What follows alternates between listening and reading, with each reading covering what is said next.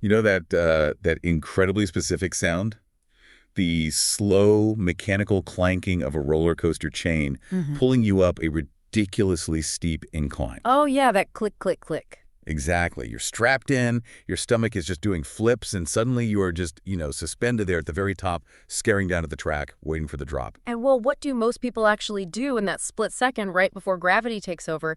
They laugh. Yes. It's this nervous, slightly hysterical, totally involuntary chuckle. Right, and that exact nervous laughter is, well, it's kind of the perfect soundtrack for the year 2026. Today, we are jumping into an audio time capsule provided by you, our listener. It is an excerpt from a May 3, 2026 comedy radio show called Past Week, Next Week.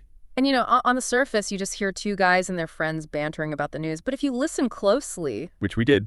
right, if you really listen, you realize that analyzing comedy is often the quickest way to map out a society's underlying stress fractures. Humor, it operates as a pressure valve. When the world feels unmanageable, a joke is basically the brain's way of reasserting control. So our mission for this deep dive is to unpack how these guys are using comedy and, just slice-of-life banter as crucial coping mechanisms for the overwhelming anxieties of 2026. We're extracting the factual nuggets embedded right in the middle of their jokes. Exactly. We're talking global economics, truly surreal political developments, the moral landmines of pop culture, and ultimately why they find themselves retreating into the comforting arms of nostalgia.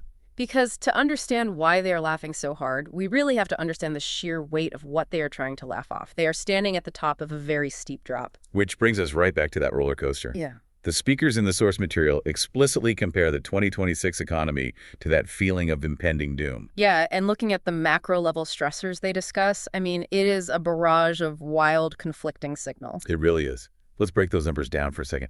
The U.S. economy grew at a 2% pace in the first quarter of 2026. Right. Now, that actually missed Wall Street's 2.2% expectation.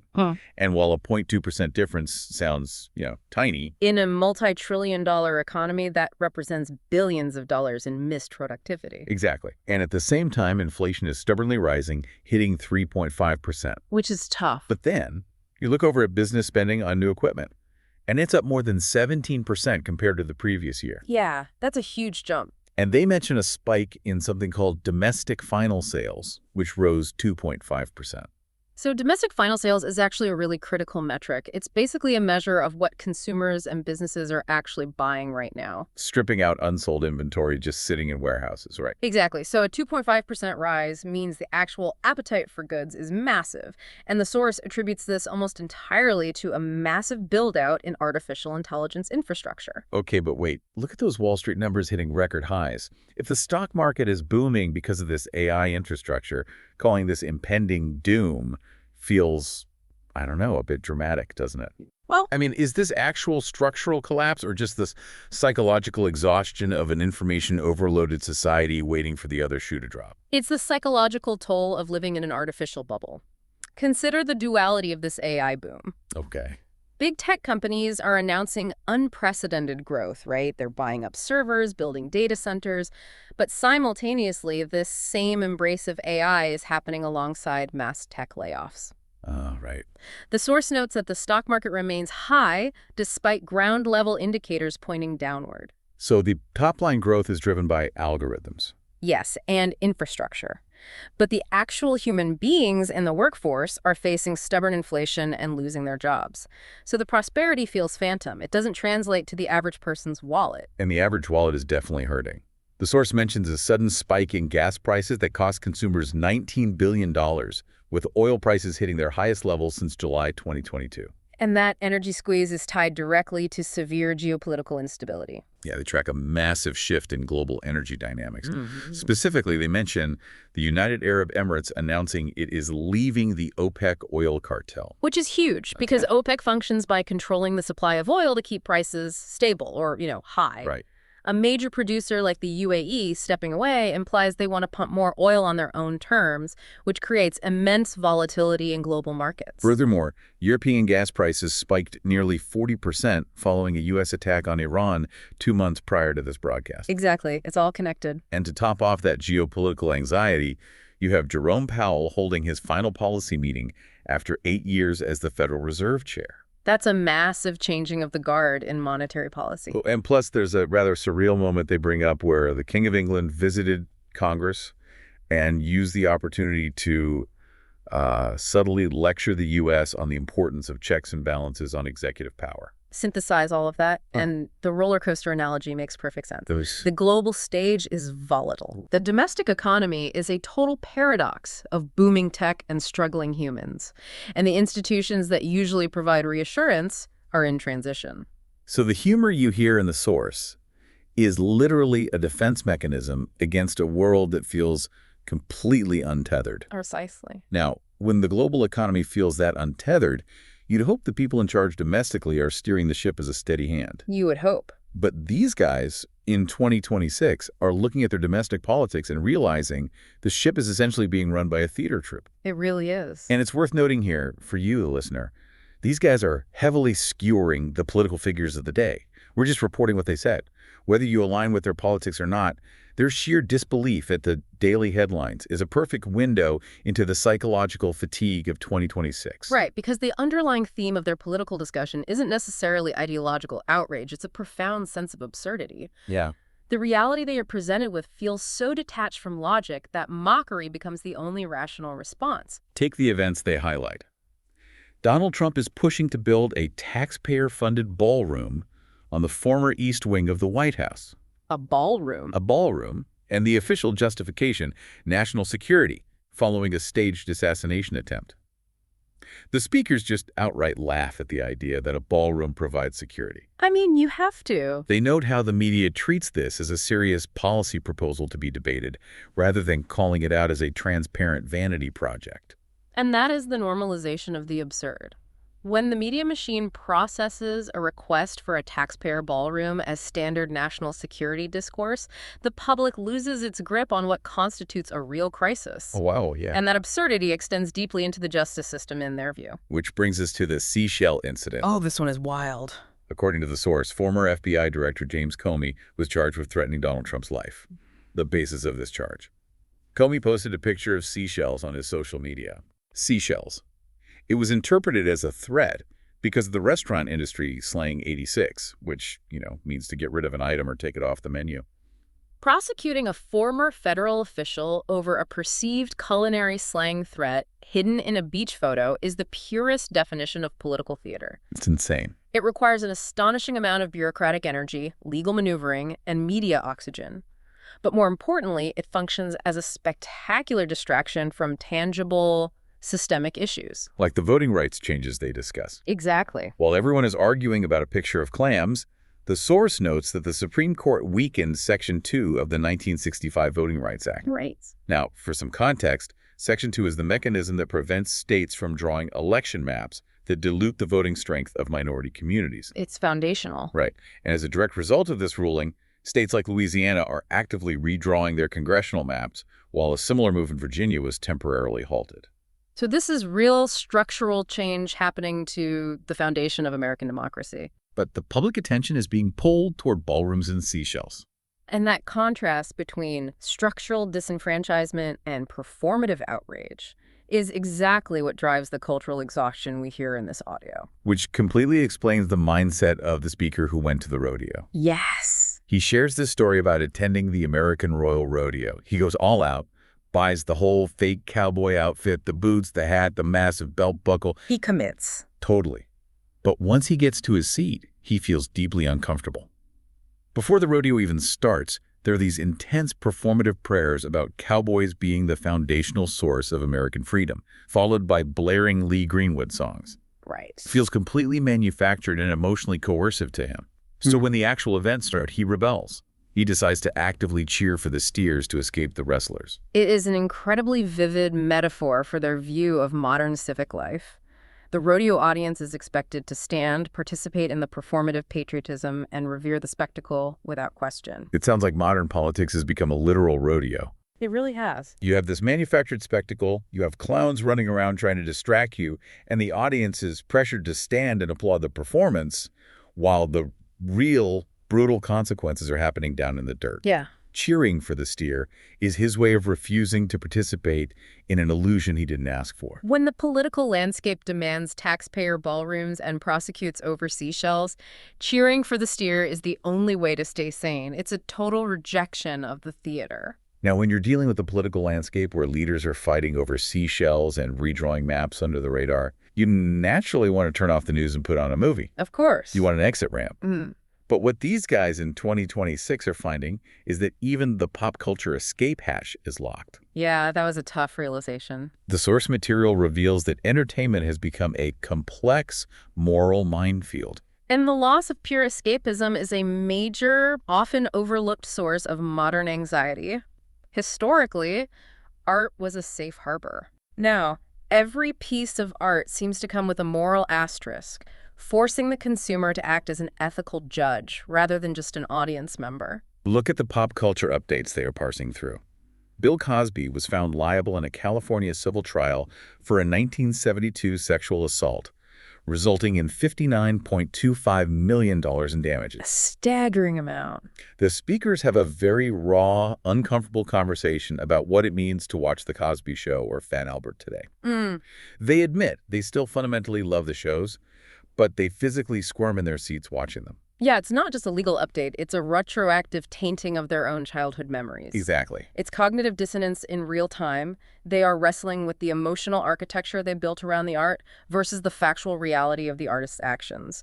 The show represented moral parenting for a generation, making the reality of the creator incredibly difficult to reconcile. And the complications don't stop there. Kanye West, who one speaker notes was previously viewed as a mad genius, was barred from entering the UK over anti-Semitic remarks. Right. This caused the cancellation of his headlining spot at the London Wireless Festival. They discuss how his political and personal actions have irreparably diminished his musical legacy. You can't just put on a record without thinking about the headlines. But the tension really peaks during their discussion of Michael, the Michael Jackson biopic. Oh, yes. This film serves as the ultimate test case for how society curates legacy. The source spends a lot of time on this movie. They praise the film's acting, specifically highlighting Jackson's nephew, Jafar Jackson, and Coleman Domingo, who plays Joe Jackson. They call the performances phenomenal. They do. Yeah. But they heavily critique the film for historical gaslighting. It keeps things entirely surface level. Right. It completely ignores the abuse allegations against Jackson. It entirely erases monumental figures from his life, like Janet Jackson and Diana Ross. Which is crazy to think about. And instead, it fills the runtime with bizarre, sanitized details, like a scene of Michael trying to force his adult brothers to play the board game Twister. I mean, the filmmakers are attempting to manufacture that pure, uncomplicated escapism by focusing only on the music and explicitly ignoring the controversies. Right. But for a modern audience in 2026, that omission isn't comforting. It feels glaring and deeply artificial. But let me push back on this. At what point is the concept of separating the art from the artist just a convenient psychological excuse we use so we don't have to give up the entertainment we personally enjoy? That's the big question. The speakers admit they still love Michael Jackson's music, and they still laugh at Cosby's jokes. Are we just lying to ourselves to protect our playlists? Look, we have a fundamental human desire for uncomplicated heroes. When an artist creates a song or a film that moves us, that piece of media becomes intertwined with our personal emotional history. Yeah, it becomes ours. Exactly. Acknowledging the artist's flaws feels like a betrayal of our own memories. So we invented the phrase separating art from the artist as a psychological shield. But as the source shows, in 2026, the sheer volume of information has worn that shield incredibly thin. You can't watch the sanitized biopic without noticing who was deliberately left out of the script. You can't hear the song without remembering the court trial. Which is probably why they cling so tightly to the one purely positive pop culture note in the audio. Yes, Celine Dion. Celine Dion makes a triumphant 10-show comeback in Paris after battling a rare neurological disorder. It's palpable relief from these guys. They finally get to discuss an artist where the only narrative is resilience rather than controversy or moral compromise. It is a rare moment of uncomplicated joy. And because the modern world, both in the performative politics and the fraught pop culture landscape, is so heavily burdened with these ethical and structural complexities, you see the speakers instinctively retreating to the ultimate safe haven. Nostalgia. Fair. Because you can't find that uncomplicated joy in modern media, and modern politics is a circus. They retreat to the physical media they grew up with. This entire section of the source is so warm compared to the rest of the audio. It really is. They share this deep yearning for an era when entertainment was an intentional event. One speaker recalls watching the movie Grease 11 to 13 times in the theater, mostly just to sit in the air conditioning during the summer. And that anecdote highlights a time when media consumption was deliberate and physical. You had to physically relocate yourself to experience it. It was an event, not background noise. And when media finally came into the home, it was absolute magic. They talk about early VCRs with such reverence. Oh, yeah. One speaker remembers the awe of his single mother buying their first VCR alongside a copy of Rocky II. Another recalls discovering Close Encounters of the Third Kind on VHS and obsessively watching movies like 16 Candles and Waiting for Guffman over and over again. A VCR wasn't just a machine. It was the first time in history you could curate your own broadcasting. Right. You didn't have to wait for the TV network to tell you what to watch. The contrast between the finite nature of a single VHS tape and the infinite scroll of modern streaming platforms is vital here. It's like physical media is a cultural comfort food. Today's streaming era is an overwhelming all-you-can-eat buffet. Exactly. You scroll for an hour, you're paralyzed by choice, and you leave feeling fatigued because there's just too much content. But finding that one worn-out VHS tape, that's like having the self-controlled order exactly 5 perfect tacos at a local Mexican restaurant. Which is a brilliant analogy. Which, by the way, is a specific slice of life comfort one of the speakers brags about doing. Yes. He talks about reconnecting with high school friends at a local joint, finding a hidden neighborhood bar, and just ordering exactly 5 tacos.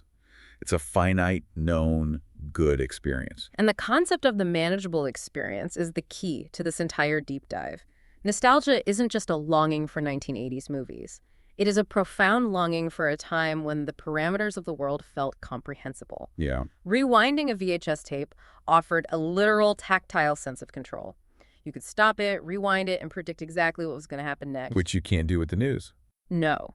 That predictability is entirely missing from a 2026 news cycle dominated by AI economic bubbles, geopolitical oil conflicts, and absurd political theater.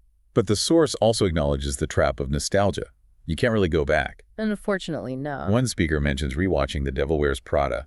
He praises it as a rare sequel that actually surpasses the original, but then he is shocked to realize the 20-year-old movie looks visually dated. It's that harsh, unavoidable realization of aging. The past is comforting, but the visual evidence of time passing shatters the illusion. Time marches on. You can visit the past for comfort, but you cannot live there. The dated visual effects remind them that they are firmly planted in the present, carrying all the complexities of 2026 with them. So we've covered a lot of ground today, pulling apart how a seemingly simple comedy show from 2026 serves as a brilliant mirror for its era. We really have. We've seen how humor is deployed to deflect from the sheer weight of an economy caught between an AI infrastructure boom and mass layoffs. We've seen how cheering for the steer at a rodeo is the only sane response to a political circus where reality feels entirely optional. Yeah. We've navigated the cognitive dissonance required to consume pop culture. And ultimately, we've seen how finding solace in the predictable control of a VHS tape offers a much-needed breath of air. Exactly. For you listening, when the news feels like a fire hose of anxiety, retreating to physical media or finding your own 5 tacos with old friends isn't just a fun distraction. It is a necessary survival strategy in the information age. It is how the human mind endures. But there's a final, lingering thought hidden in the meta-context of this source material that really challenges how this era will be remembered. Oh man, this is the part of the audio that completely got me. Right. So in the source, the speakers explicitly and quite colorfully curse out an artificial intelligence program. They were so mad. Apparently, an AI algorithm had previously summarized an episode of their comedy show. The AI processed their banter, analyzed their jokes, and output a summary describing them as gloomy and accusing them of deflecting from reality. They were absolutely furious because the AI completely missed the joke. Entirely. It took their sarcastic coping mechanisms entirely literally. Yeah. It looked at people laughing on a roller coaster and assumed they were just happy about gravity. It's the ultimate poetic justice. An AI-driven society relies on a tool that completely fails to understand the society's primary coping mechanism. Wow. Algorithms don't have a stomach to do flips. They don't feel the nervous tension of an impending drop. As we increasingly rely on AI to summarize our audio, to synthesize our news articles, and to archive our cultural history, we really have to ask what happens to human nuance. That is such a huge question. If an algorithm cannot understand irony, if it cannot recognize sarcasm, and if it completely fails to see laughter as a vital, desperate human shield against anxiety, how much of our actual lived experience will be misinterpreted and lost? Will future generations look back at the transcripts of 2026 and see only gloom simply because the machine couldn't hear the smile in our voices as we braced for the fall?